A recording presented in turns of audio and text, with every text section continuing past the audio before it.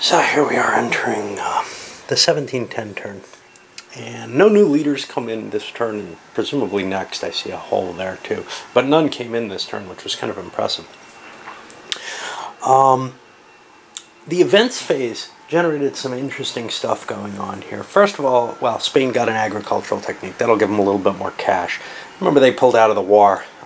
They've got to kind of turn that cash into something permanent, though. And they probably can't. They're going to end up, breaking up their progression of plus turns, which means that their economic stability may not grow as quickly as they hope. Of course, if they push out of this minus 25%, it might make up for it. So maybe it's not that bad a thing. All right. Big event that happened here. Two showed up. Well, three actually. The first one is the Great Northern War.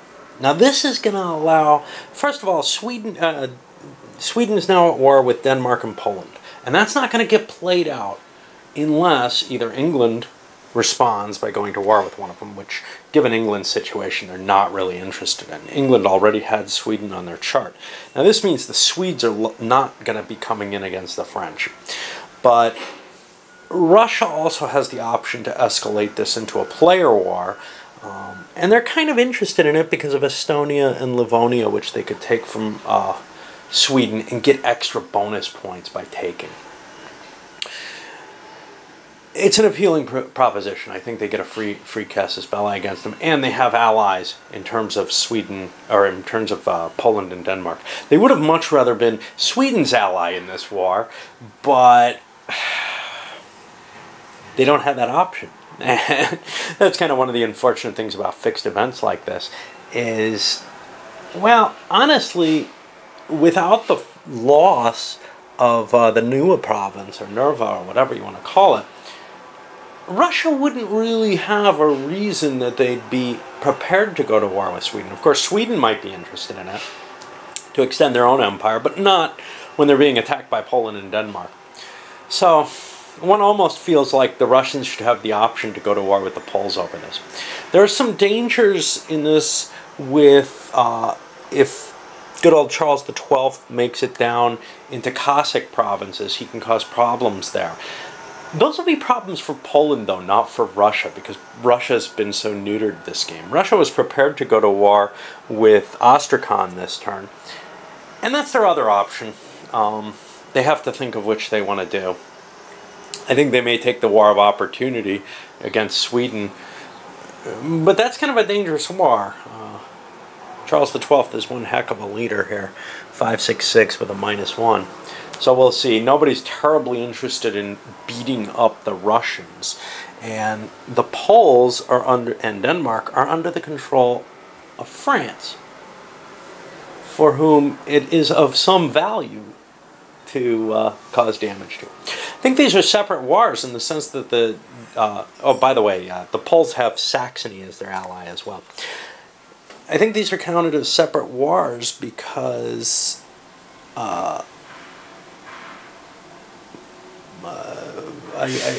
Russia's not exactly an ally to Poland in it, and they're on different charts.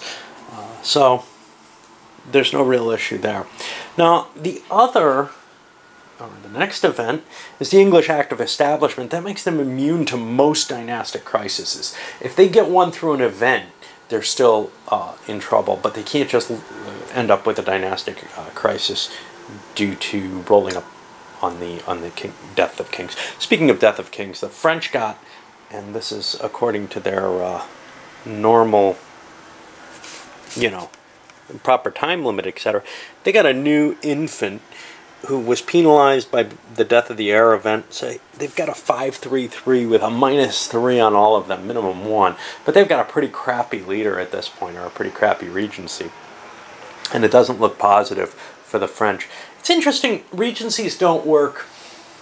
So you'd kind of want regencies to be almost separate from the ruler, because sometimes really good rulers have come out of regencies that were really crappy. Alternatively, every now and then there's a decent regency with a great minister, but you can handle that with the ministers. You can you know, conceive of that with the Good Ministers event. But there's no real way of conceiving of this great king who comes in over lousy region after a lousy regency. And there's a number of cases in history of that, so it's kind of a problem for me in the game, just one of those minor things. Okay, the final event was a destabilization event, and here the rules are kind of sketchy. Prussia was the thing affected, Holland also was, but Prussia was affected by it dropping down to military, to royal marriage. Now remember, Prussia was the one who started, or one of the two powers that start the War of Austrian Succession. One of them's been knocked out. Prussia's no longer in a warlike state. Now, if they were alone in this war, I'm not sure that they would be knocked out of this. Maybe it would allow Austria a white peace or something, but as it stands, they were allied fully with France, which means they're no longer in this war. They've withdrawn from the war. And now France is kind of alone. I don't think they have any allies in this war up against the Austrians. No big deal there. Well, the Austrians and, well, they're against the English as well, but no one else yet. We might see some other calls for alliance and some other shifting going on. But right now, this means France lost its victory points for the Austrian succession off of both Bavaria and off of Prussia. And Austria essentially gets a white peace out of this with Prussia. Whether or not France wants to continue this war, I don't know. I mean, you know, obviously they're forced into it at this point. They've got to finish this turn with it. Unlike in the peace phase where you can, hey, petition for another peace based on the conditions you see. It can't happen now, which is kind of a weird thing, but it's this weird sort of, yeah, Austria could have petitioned for peace against Prussia alone, too, but this is a totally different situation. Prussia's just kind of left the alliance. I guess that's about it. We'll have to see what the diplomacy phase brings. So for diplomacy, I may have misspoken. Sweden often ends up allied with France. In this particular event, at least under the Risto rules, they end up as an English power, controlled power. And that means that Russia has a lot less interest. So Russia was looking at, gee, it would be nice to hurt the French, something I can't do. If I can drag them down, maybe I can get a better placement or something along those lines and get some general goodwill, etc. But France was English, and to tell you the truth, England, although they're ahead of everyone except France, I think. Let's take a look at our victory conditions here. Yeah, and then the Austrians are next. The desire to pull England down is less than the desire to pull France down. And, you know, there's kind of this global ill will towards trying to attack the people who are taking on France. England's taking a huge hit due to the commercial disruption that the privateers are enforcing on them. You know, England was pulling in over 10 points a turn in victory points for that, and they're probably going to bring significantly less this turn because of the privateers, all those privateers that France was able to throw into play. So Russia still sees, well, there's an advantage to me joining this war, and Spain somewhat sees an advantage to Russia joining the war. Well, Spain doesn't have much it can bribe anyone with, and Spain's victory points are such that they don't think they can come in anything other than last, except maybe by dragging Turkey down below them. That's their only hope, and they're so pissed at Turkey that that's what their goal is in this game at this point for the next 100 years. So the Russians were amiable to an English offer for $100. $100, stay out of the war.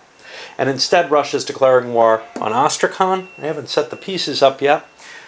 We saw some new entries to the war. Wallachia and Moldavia came in on the side of the Turks, and only the Dutch had money to play around with. I mean, some others did, but only the Dutch had money they were willing to spend, and they increased, the Habsburgs, they increased their relationship with the Palatinate in a long-term plan towards possibly getting a holdover here? I don't know.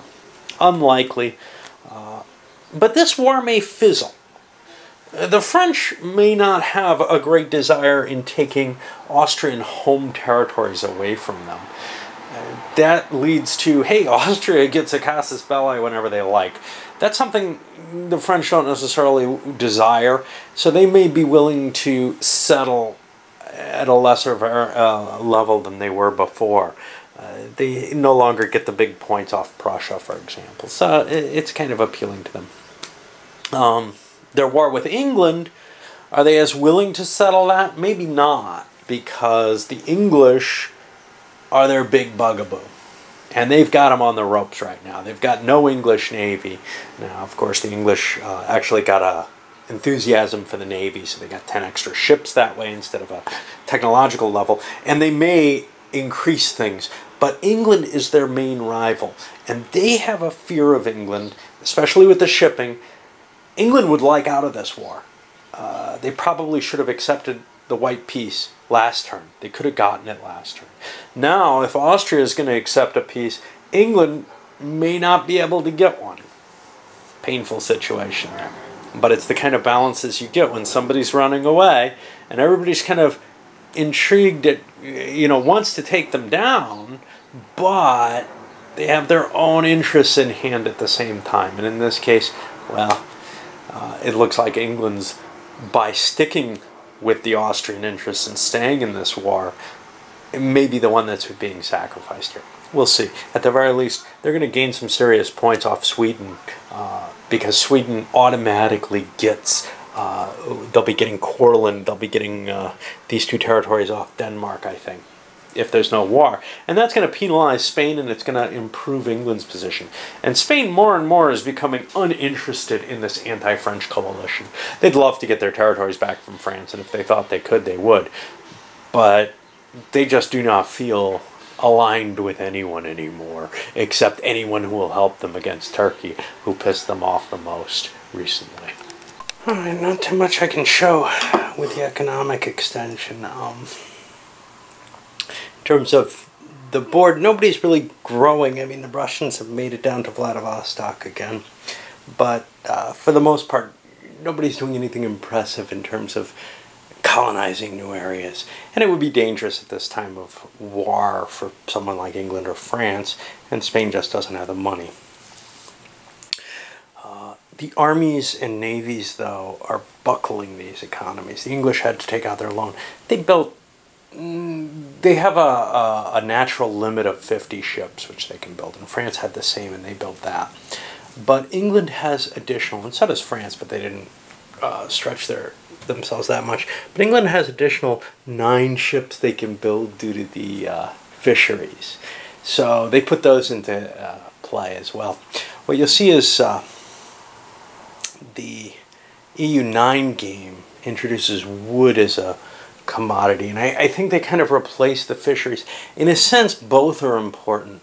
The fisheries indicate that you can press these fishing vessels, and especially whaling vessels, which were kind of larger, but some of the others as well, into service as part of your military marine, I guess. But timber was a major and important resource, and without it you couldn't build navies at all, really. And North America was an important source of timber for the English. So, there's just so many little pieces you can try to fit in with the game. And the reality is, you just can't model it all. An attempt like EU9 to extend the reality, to extend the realism of the game by adding timber and salt and all these other things that were definitely important. But they just make the game more and more complex and burdensome. I haven't tried it yet. Maybe it's more playable, to tell you the truth, just because the rules may be better written. But it feels like this is a game that has already reached really too far, maybe. Not that I don't love it, but... Alright, anyway, we've got these humongous navies, and the French are continuing to crank out their army. The Austrians up against their limit again. And they're actually running into a leadership limit. They pulled 2 more leaders out, but they can only really have 3 field armies. Spanish have to try to figure out. They have the slots now. They have enough armies built that they could build an army down here in the Americas to say, try to take care of Cuba and have a chance at freeing Cuba, getting the additional money from that. The problem with that is they just didn't have the cash to build the Navy for it either. And they can't bring the European Navy, although they could perhaps bring part of that Navy and leave part of it under Alvaro there. But they'd be risking, you know, this long voyage without an admiral. You can't get mercenary admirals. There's no real way of helping yourself in this kind of situation. And the English can't put theirs down, well, largely because of lack of leadership. They could send an army plus out there, but right now they're down to one leader, the Royal Marines, and kind of hoping that they can do something to France with it, but the big effect is, let's try to win the naval battle. If we win the naval battle, maybe we'll go for Naples or something like that, but without it, it just doesn't make much sense. Alright, well, I guess we start. Okay, the usually important first round proves to be so again, I guess. Beyond the merchant fleets making it, and I think they all made it, English made a march into the French territory up here, and the French destroyed their army, and then the French came and then the French came marching back and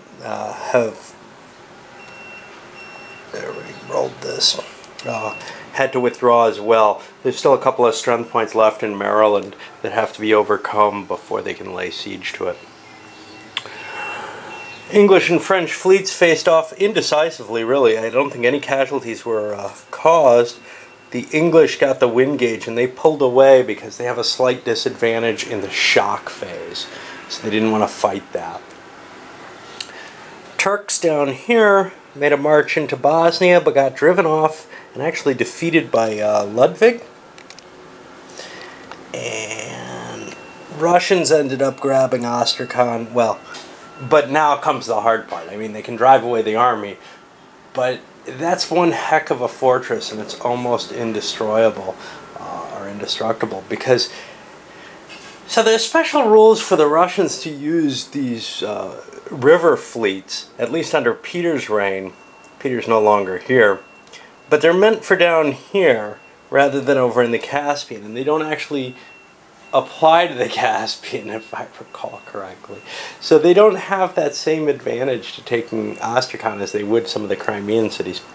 Then over here, Eugene made an attack on the Austrian position. By the way, this Austrian is sliding around to try to avoid all the rivers. There's rivers everywhere here, and he's going to come through Maras. Anyway, Eugene made an attack here. He was repulsed. Pretty much heavy losses on both sides, no victory, but he also died, which gives a peace shift to the Austrians, and Villar can't remain in command, I don't think, of such a big force, so I've got to find somebody else, and that's either going to be Berwick or Boufflers, so I've got to reshift my command structure based on that. Alright, this second round has been kind of impressive. The French won over here in Maryland and defeated, you know, the limited amount of troops there. Now they're laying siege to that. Okay. Down here, the French launched an attack. We discussed that last time. They didn't this turn. Okay, let's go elsewhere. The English tried to come out at sea again, and were driven back, this time with a defeat, and 5 of their transports were captured. A huge amount of ships were destroyed. Basically, the English Navy is almost powerless at this moment. The Turks, what did they do? I know that Ludwig, they moved into Bosnia, they got defeated and then, or beaten back, and then Ludwig came in and hit them hard again. They also got beaten up back here. So basically, the Turks are struggling at this time against the leaders they've got. Now, one of the Austrian armies pulled back, And then perhaps the most interesting of things, the French Navy being free, landed one army over here in Ireland, and they're starting to conquer Ireland. They might want to go after England itself, but it's hard because where they are right now divides over to Cornwall only. Well, they could have landed in Wales or Lancashire. But in some ways, taking Ireland is more of a real threat, because if they take Irish provinces, that's a direct penalty to the English. Now, it's not that valuable to the French, to tell you the truth. It's just provinces. And in some ways, the colonial possessions are more valuable. So they might be more interested if they could gain Maryland, or if they could gain a couple of valuable trading posts. That's really a call they have to make because between them and England, because England also has more short-term value out of their trading posts than out of anything else. That's where they make their money. But long-term value, they can't afford to lose Ireland. These are provinces that they get penalized for twice, once for losing them and then once again at the end of the game because they're expected to hold them. Just like they're going to be expected to hold Scotland. England's got some big minuses on its hands right now that it's really got to worry about. Alright, well, it's time for work for me. End of 3 rounds, big effect. The English managed to drive the French fleet back, and the French came back, drove the English back. Basically, it was a standoff on the first one. But the English have to keep fighting because they were there was a siege down here that they could have cut off and destroyed that French army if they had succeeded. Now, though, the French have free reign in Ireland, and that's just a real problem because they can take provinces pretty quickly. French attacked again here, got bounced, and over here the Austrians are mainly just repositioning themselves to be able to knock on that Turkish unit. We're seeing is Turkish controlled privateers hitting the French now, of all people. France seems to be mostly their ally, but they're not so worried. They're looking at that control of the Mediterranean sea zone, and at this point, although there are a number of countries ahead of them, Venice, I think, is still ahead. France is going to gain the Mediterranean sea zone with the shipping gains they got. So they moved into here, and the English also moved against them over here. We also see the French moved their privateers out into key locations against the English. The French are going to continue landing more forces into Ireland, try to break England's will completely. England's got a huge penalty against them right now. Of course, that's limited. It can only be 3 points. So we're looking at a piece of level 2 where the stability stands right now. That could change, but that's where we're holding it. And England would gladly give that. I think that's 1 province. So they could give up one thing. But if this... Well, it doesn't really matter how much more successful the French are in the battles unless they have a major victory. The only thing that matters is the stability improvement investment. Alright, and Astrakhan's still a nut that's almost impossible to crack. Onward. A couple more rounds have gone by, and there's been some interesting dancing with the English and French chasing each other around. The English ended up winning the last round of it, driving the French back here. But actually, the English only have, I've got a fleet there, but they've only got one ship left.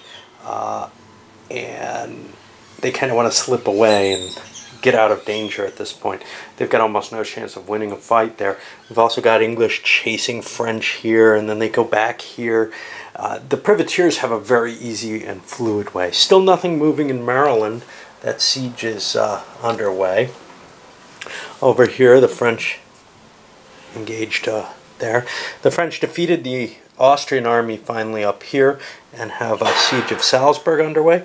The Turks also have been dancing with the Austrians, cutting things at Croatia and forcing a fight with Ludwig. Meanwhile, they've got Pécs under siege, which is only allowed because they own Banat already. So they have to be kind of careful to maintain their supply lines. If Banat gets cut, they're going to have to set up a siege in Croatia to supply these guys, which maybe they don't have enough troops for. Kind of a tricky situation. But anyway, and of course Astrakhan's still a mess. We're just seeing a lot of non-action, a lot of action going on with no real results. Well, it's proving to be a very long turn indeed. We've gone through 6 rounds. Maryland fell. Kinsdale fell. We got Dublin under siege. Siege here. The Turkish army's been destroyed. They can't fight anymore. The Austrians set siege to Budapest. We're actually seeing some movement here in Astrakhan, but honestly, with a fort that big, it's really unlikely that it's going to fall ever. I mean, we got to get it up to a plus to be able to get a chance next turn. Now, then we'll have, you know, a +3 to the starting point, but it's still painful. Really ugly. And after a ridiculously long amount of rounds, very, very briefly, not much more happens because everybody's afraid things are going to end, so they don't want to open up new sieges. But the French ended up taking Dublin. They're established here. Turks and Austrians not moving. Russia didn't quite get it. They were getting some pretty good bonuses up. All right, I'll come back after the in order to do the administrative after I do the administrative stuff at the end of the turn, see if any pieces occur or whatever.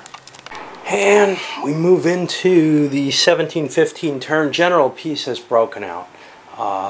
Pretty much the French won this war. Now, here's the thing. It's no longer the War of Austrian Succession because Prussia and Bavaria, the people who started that war, dropped out. It's some weird French war that was spawned by this. Now, the peace was broken as follows. The Austrians basically were warned, and the Turks were warned as well, of what's going on.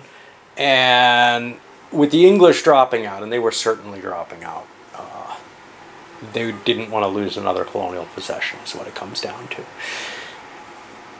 The Austrians said, well, okay, I'm not sure I really want peace. I'm not in great shape, but what are you going to take, you know?